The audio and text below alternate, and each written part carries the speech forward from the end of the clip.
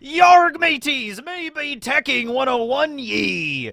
Oh, God. All right. Sorry about the last couple of days. It's been really scattershotted with the content. It's sort of been all over the place. I did that late night Gecko Moria video. That was really fun. I should do more of those. Those were actually really fun. I used to, way back in the day, actually film a lot of my videos at night. And then just like the schedules just changes. I've been making videos for a long time now, right? Well, anyway, yeah, we're almost done with the One Piece beginning of the year hiatus.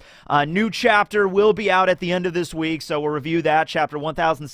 It's been about a month off, so there was a little bit of holes in the content, but hopefully we'll get back to regularly scheduled programs. Now, as for today's video, this is going to be a difficult one to reach the point. Like, I know the points I want to make, and I wrote them all down, but arriving there is going to be a little difficult. You see, normally when I do these videos, I have a basic structure on like, okay, I'm going to use this point and this point to crescendo at the main point of the video. And I know that might shock some people. It's like, wait a second, you mean you don't just sit down and ramble about nonsense and go off on 15 tangents and then end the video? Okay, I do that too, but usually I have like a basic premise I want to get by you before I go to the animal facts segment, all right? This one, I really don't know how to reach the point, so I just gotta like walk you through backwards, I guess. We'll see where this goes. All right, this topic involves the One Piece. First and foremost, all right? Now, it's not necessarily what the One Piece is, because I don't know what that is, in case you were curious, in case you were like, come on, Tekking, come on, you know what the One Piece is, right? You can tell us. And it's like, no, I'm sorry, guys, I swore an oath to Oda, and, you know, all of Shonen Jump at large, I guess. I cannot reveal what the One Piece is, unfortunately, okay? But you know what? That's actually, oh, wait, no, wait, that actually works really good as a lead-in to this. All right. So this is where the thought of this video came from, all right? I was making dinner last night, and I was sitting around spaghetti and meatballs, in case you were curious. I'm making dinner last night, and I started to think about after One Piece concludes, all right, in the post-One Piece world that we're going to live in eventually. Could be in 3 years, could be in 5 years, but eventually we're going to reach the point where Oda ends the manga, the end. That's it. We find out what the One Piece is. We find out what the Void Century is, all that kind of jazz. And that got me thinking about, like, man, it's really going to suck because everybody's going to know what the One Piece is. You know what I mean? Like, let's say One Piece is over for, let's say, a year, and then a new fan that just, you know, maybe like a little kid or something starts watching One Piece for the very first time. But at that point, after the manga concludes, the One Piece, its existence, what it is, you could just look it up on Google. You could just go on Google like a year after One Piece is over and just be like, wow, I really like One Piece. I wonder what it is. Oh, it's that. Okay. Like, and I started to think, like, man, that's really gonna suck. That's really gonna suck if you can just look it up, you know? It's kind of like with Naruto, where at the beginning of Naruto, you know, and when I started watching Naruto back in 2005, the manga had not concluded yet. So at the beginning of the manga, Naruto's like, I'm gonna be the Hokage when I grow up. And at that time, I mean, we could assume he would be, but it wasn't definite. We didn't know, all right? But nowadays, if you start watching Naruto, you're watching the first chapter of Naruto, or reading the first chapter of Naruto, I should say, and be like, I'm gonna be the Hokage. And he was like, I wonder if Naruto's gonna actually do it. Yeah, he does it, you know, there you go. Here's a picture of him as the Hokage, you know, Boruto pretty much just like, oh, you gonna watch Boruto? Oh, there's a whole other series where he's the Hokage. Okay. Now, okay, to be fair, that's a little bit of a false dichotomy between Naruto and One Piece, because in the case with Naruto, he wanted to gain a certain status. He wanted to basically be the ninja mayor, the ninja president of the Hidden Leaf Village, okay? And that was a position, that was an office that we got to explore a lot throughout the story. Like, we saw plenty of the other Hokage, the third Hokage, you know, Tsunade was the fifth Hokage, Kakashi was the sixth Hokage. Sorry if I'm spoiling a lot of stuff from Naruto here, but this is the point, okay? We explored a lot about the Hokage, so when Naruto finally achieved it, it wasn't like some big mysterious thing, you know? In One Piece, finding the treasure of the One Piece on Laugh Tale, that's an object or a series of objects or something that we have just no idea what it is, okay? But the basic point still applies. Once One Piece ends, the existence of the Void Century, the meaning of the Will of D, the exact nature of the treasure of the One Piece, what the ancient weapons really are, all that kind of stuff will be revealed, and it will be readily available on the wiki, or even if they don't like include it on the wiki, maybe they put like a little thing on the wiki like, this is spoilers, click here if you don't want to be spoiled. You know, you could just like Google search, just quick Google search, like, what is the meaning of the Will of D? Oh, there it is. Okay. So then I started to think, is there any way that Oda could do this to make sure that that doesn't happen? Okay. And I'm thinking like, I don't think he really could. But then I remembered something from the story itself. Do you all remember the time that Rayleigh was talking to all the Straw Hats at Shocky's ripoff bar, okay? And, you know, he was talking about Roger and how the crew split up and how actually Roger did not get captured by the Marines. He rather turned himself in. He revealed at that point, you know, Buggy and Shanks were on our crew, and Luffy's like, what? Shanks was on Roger's crew? You know, Buggy too? That's weird. Usopp, of course, directly asks Rayleigh about the One Piece. However, Rayleigh doesn't even, he doesn't even respond to Usopp before Luffy, you know, shouts up, and he's just like, Usopp, shut up! No, we're not learning anything about the One Piece! Okay? You know? And it's just like, oh shit, sorry, Luffy, okay, no spoilers! I'm like, okay, crap. But then, remember that Robin stands up, because Robin is thinking about all the stuff that happened with O'Hara and Saul and her mom and the poneglyphs and everything, Clover, and how, you know, her entire homeland, her island was wiped out by the Buster Call. And she asks Rayleigh directly, you know, what is the Will of D? What is the Void Century? You know, I need to know, okay? And Rayleigh says, yeah, I know what it is. And Robin's like, oh. And before she begins to ask Rayleigh, like, well, what is it? Rayleigh kind of cuts her off, and he's like, okay, now, miss, don't be too hasty. Don't be too hasty, okay? We, as in the Roger Pirates, we might have gone a little bit too fast. We might have discovered this at the wrong time, all right? Rayleigh explains to her, just keep moving forward with your ship and with your crew, one step at a time. Perhaps we were too impatient. Even if I were to tell you the entire history of the world right now at this moment, you wouldn't be able to do anything about it. Okay? So I remembered that scene, and then it clicked. And I don't know if this is some kind of original observation. Obviously, there's a lot of theories out on the internet, you know, a lot of YouTubers, you know, making videos and stuff about, like, what the One Piece is and the nature around the One Piece and everything like that. So I have a feeling this is not some kind of original observation, but it is for me. Like, I just realized this last night making spaghetti, okay? So I'm sitting there boiling spaghetti, and I'm just like, huh. The One Piece. I'm on fire! You know, but it's okay. The spaghetti was very delicious. Parmesan cheese, freshly grated. Oh my goodness. Anyway, so then I realized what it is, what Oda could do to make this make sense, all right? Whatever the One Piece is, and we don't know what it is, but whatever the One Piece is, if you just started reading the story, like let's say you're like 10 chapters into One Piece, like you're at like the Orange Town arc or whatever, and you're reading One Piece for the very first time after the manga has concluded. You hear a recommendation. One of your friends tells you, hey, man, you should pick up One Piece. It just finished. It's really good. You're like, okay, fine. It's finished, so I'll start reading it. 10 chapters in, you're like, you know what? Screw this. I'm just going to Google what the One Piece is. I'm just going to find out what it is right now. And whatever Google, like, tells you what it is, it won't make any sense unless you read the entire manga.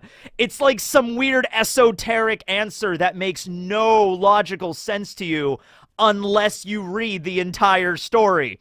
Unless you actually go through this step by step, arc by arc, meeting every single character, you know, being introduced to every single concept in One Piece, learning every, you know, backstory of every character, learning about the world of One Piece, the geography. Geography is everything. Only once you literally know all of that stuff will the One Piece truly make sense. All right? One way that I thought Oda could go about this, and it sort of ties into whenever, Roger's crew saw the One Piece on Laugh-Tale, and they laughed, they all laughed at what it was, and Roger talked about how, oh, it's such a funny story, Joy Boy, I wish I lived in your time. What if the One Piece is a story, and it's a story of Joy Boy? It's not some kind of really deep philosophical, like, this is how the world came to be. It's just a funny story that Joy Boy told. But it doesn't make any sense to someone that hasn't read or watched One Piece all the way through. In fact, it makes no sense, okay? The only way to really get the full breadth of this story and really understand it is if you know all of the stuff leading up to it so it all clicks together. You know what I mean? Now, that might not be all what the One Piece is, it might be a lot of different things, but, there's like a lot of theories out there, like, what if the One Piece is just like a bottle of sake, because Bink's sake, and so they arrive there and there's just a bottle of sake, and Roger laughs, and, he's like, oh my goodness, really? That's what it was the whole time. If after One Piece is over, if you just Google, like, what is the One Piece, and it comes up, it's a bottle of sake, you're going to be sitting there like, that doesn't make any damn sense. That's what people were freaking out over for over 25 years, a bottle of sake? That's ridiculous. All right, but maybe it gets you curious. Maybe if that really is what the One Piece is, maybe it gets you curious. Like, whoa, wait a second. It's just a bottle of sake? How does that make any sense?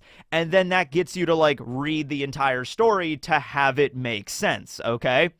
It might not just be an object. We're thinking of the One Piece as a specific object, and while I think a treasure of great magnitude will be involved here, in fact, that's another way Oda could do it, because I've always imagined, like, when they finally reach the One Piece, it's going to be like a national treasure moment where part of the One Piece, honestly, the least significant part of it, is just a mountain of treasure. Like, it's just a mountain of gold and diamonds and gold doubloons, matey, and just all the treasure that Nami can just, like, Scrooge McDuck inside and just swim around, like, literally all that. But that is not even close to what it really is. That has nothing to do with the Void Century and stuff. It's just, here's a giant monetary reward for all the adventure completion XP. Like, there you go. You finished the campaign, have a bunch of money, So that's another thing, too. Like, you could Google it, like, the One Piece is a large pile of gold, and it's like, oh, that's all it is? It's like, no, that isn't all it is. You have to read the story to have it make sense.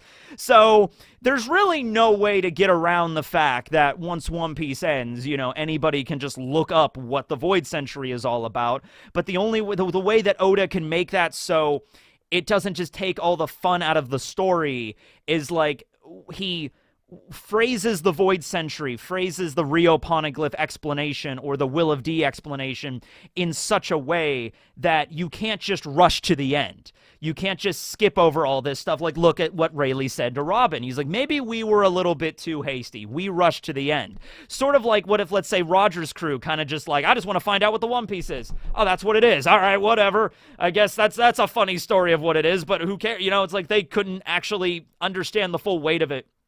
And Rayleigh finished that conversation with Robin by saying, I can still tell you what it is, but as you are now, you won't be able to do anything about it. That's also kind of like saying to the reader, if you look at that scene with Rayleigh and Robin, not from the perspective of just the story, just the characters, but if you look at that from like a breaking the fourth wall perspective, imagine if you're reading One Piece for the first time and you get to volume 50, which is the Sabaody arc. Hold on a second. Like you volume 50 or, volume 51 or whatever, you're reading Sabaody and you're just like, wow, this is a crazy chapter. And then Rayleigh says to you, like, hey, don't be too hasty. Even if I were to tell you the history right now and, right here and now in the Sabaody arc, it's not going to make any sense to you. Or rather, you're not going to be able to do anything about it, okay? Or you might arrive to a different conclusion now than if you were to arrive later.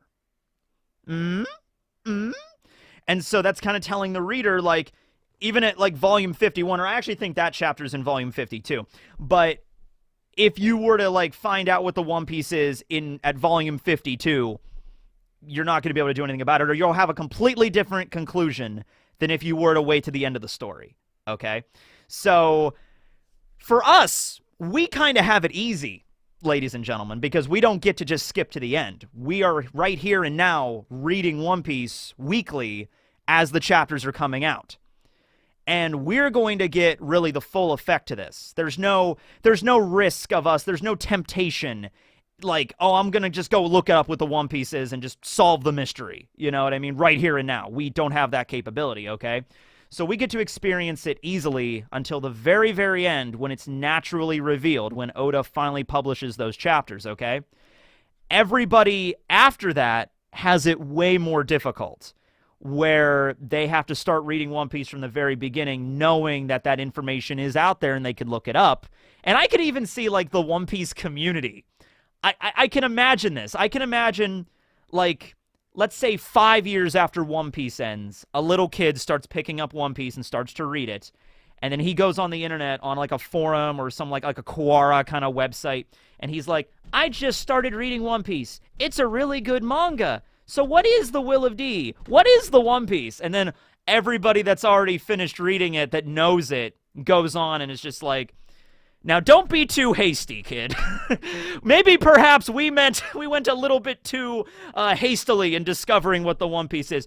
Just keep going forward. Keep reading every chapter, every arc, step by step, and eventually you'll reach the point where you understand what the story's all about. You know, like that's the answer. Like I could kind of see that. Like I could tell you if you still want to know what the One Piece is, I can tell you. However, you're not going to be able to do much with it. You'll arrive at a different conclusion than if you just actually read the whole story. And then that actually transforms One Piece in a way. It sort of like ascends the story beyond the pages of a manga or beyond the screen of an anime. You know what I mean? That kind of transcends it now, where there's a whole new group of fans of the story that are starting to get into it, and they have to make that journey on their own. They have to read each chapter. They have to watch each episode. There's no shortcut, so to speak. You could, if you really wanted to, but it's not going to be fulfilling if you do that, all right? And you know what? I'm the kind of guy that will, like, read a book, and then, like, I remember way back in, like, 2007 when Deathly Hallows came out, like, the last Harry Potter book, and I remember I read, like, the first chapter of Deathly Hallows, and then I just, screw this, and I just skipped to the epilogue. I'm like, okay, Harry lives. All right, there we go. Just, Harry lives, he has a kid. All right, great, awesome, glad I know that, you know? So I'm the kind of guy that does that kind of shit, all right? But in the case with One Piece, different level altogether, okay? It's not as simple as just skipping to the end and being like, is Naruto the Hokage? He becomes the Hokage. Like, at the end of the story, I have no doubt that Luffy will still be alive. Like, I'm not anticipating that. I'm not anticipating, like, is Luffy gonna survive to the end? I'm like, of course Luffy's gonna survive to the end, you know what I mean? So I wouldn't be shocked by that. You know, but the mysteries of the story, the things that Oda's been building up for literally a quarter of a century now, over a quarter of a century, you know, and by the time One Piece ends, it could be 30 years, you know? Those things that he's been building up, it's almost like I'd be okay. You know those really difficult One Piece Knowledge King contests? You know, like the contests that are in Japan. It's like, in this obscure panel, in this chapter, there was some writing. What was that writing? You know, it's like, this writing was written backwards. What is it written, you know, correctly? And just like, oh, this. You know, those really difficult One Piece Knowledge King contests, I would honestly be okay if the One Piece turned out to be something extraordinarily specific, like something like that. And what if it's like the One Piece, whatever it is, when we first find out what it is, what if when you go back and reread the story, you could pick out little things in the background that make the One Piece make more sense? You know, like, oh, that's what the One Piece is. That's incredible. But then you go back to chapter 402, and then you look at it, and it's like, wait, in this panel right here, oh my god, that makes the finale of this even better. What was in chapter 402? Hold on, I'm gonna look that up right now. So this is volume 42, awesome tankobon cover. We got the Cypher Pull 9 there. Okay, so chapter 402. Let's see, that's chapter 401. Okay, so it's handcuffs number 2. This was, the chapter where, Jabra is laughing at Kaku because of his giraffe form. That's really funny. We got to see Zoro fighting. You know, it could be something random in the background. It could just be something like, you know, it was like, oh, this obscure background where Chopper's running through the hall. It was like, oh my god, that makes sense now. You know, it's like, it could be stuff like that we will be constantly finding in the One Piece manga for years and years and years to come, all right? The One Piece is sort of the thing that just connects everything back together, but you still have to read the whole story, right? Well, anyway, I feel like I'm just repeating myself at this point. I'm just on, like, you know, like spinning my treads here, so I'm just going to move on to animal facts. But did that make sense? Did that video make sense? Like, did it? I don't know if it did or not. It was just a random thought I had while making dinner. It was a spaghetti thought. It was just a random spaghetti thought. If it doesn't make any sense, or if the same thing has been said, like, yeah, Tekking, this YouTuber said that like 10 years ago, you're kind of behind the curve. I was just like, okay, fine. Sorry, just random spaghetti thoughts. Okay, that's what we're going to call those from now on, spaghetti thoughts. Okay, anyway, that's the video. Now we can move on to QUAIL facts. Cue that very, very complex, it took me forever to make this, QUAIL facts intro.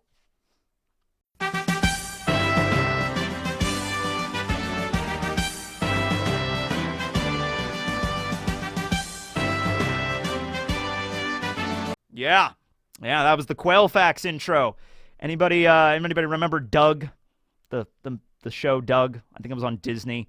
I didn't watch that much of it. It was kind of more of like an early mid-90s thing. I was like a little kid, but I remember watching a few episodes of Doug. I thought it was pretty good. Anyway, QUAIL. All right, so something I did discover about QUAIL that people actually told me about. So as we found out, quails are bred mostly for food.